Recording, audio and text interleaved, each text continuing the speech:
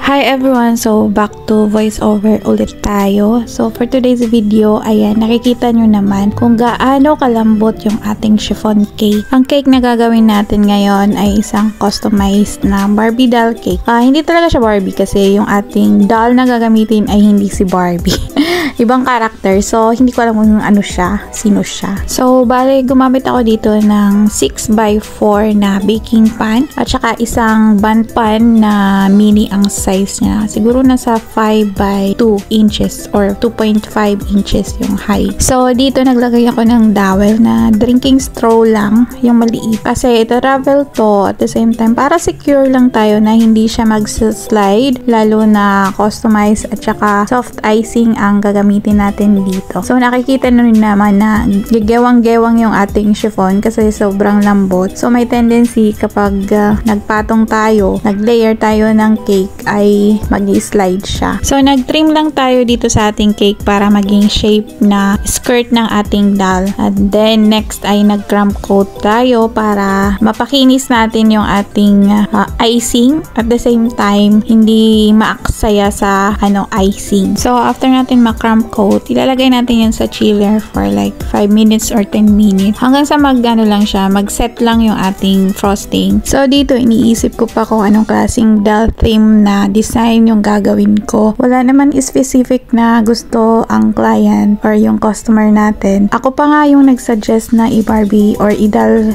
cake na lang natin para sa kanyang anak na nag-celebrate ng 7th birthday. So, first time ito na nagkaroon siya ng customized cake. So, ang suggest ko, syempre disclaimer, kailangan mo i-explain sa customer kung ano yun lang yung kakayanan mo as sa gagawa sa cake niya. At dahil hindi naman ito yung first time ko na gagawa ng doll cake design, so confident ako na mai-execute ko talaga siya ng maayos. Pero yung naiisip kong gawin ay gagamit ng brush, silicone brush, which na parang talagang nagsisi ako.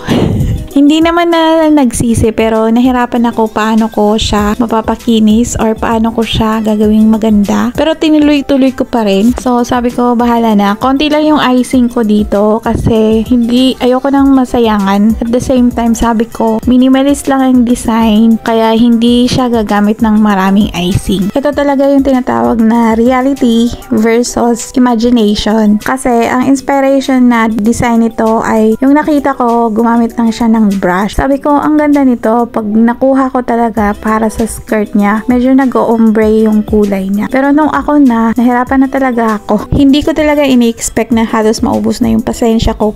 Mapakinis lang yung ating skirt. Kasi yung parang ini-imagine ko na parang pleated skirt siya para dito sa ating doll. Pero ang hirap pala talaga niya gawin. At sa ating bodies naman, gumamit tayo dito ng maliit na star tip at saka nag-pipe lang tayo na parang maliliit na star. And then, naglagay tayo ng grudges na rose gold. Nag-complement naman sa kulay ng ating frosting. Ang kulay pala ng birthday girl ay peach yung damit niya. So, ginaya ko lang yung kulay ng ating frosting. Tapos, nag-pipe lang din ako ng maliliit na flowers. Tapos, yung ating mga maliliit na white rosette dito sa bottom ng ating skirt para matago yung ating mga imperfections. So, okay naman yung kinalabasan. Naging maganda at tuwang-tuwa yung ating birthday girl. At para naman sa ating cake box ay naglagay ako ng tukod, nag-DIY lang ako para magkasya yung ating doll since mataas siya. Minsan hindi lang talaga yung kumita yung goal natin. Kung hindi mapasaya yung tatanggap ng cake, kasama na yun sa ating mga manifestation. So, see you until my next video and please don't forget to subscribe my channel or follow my page.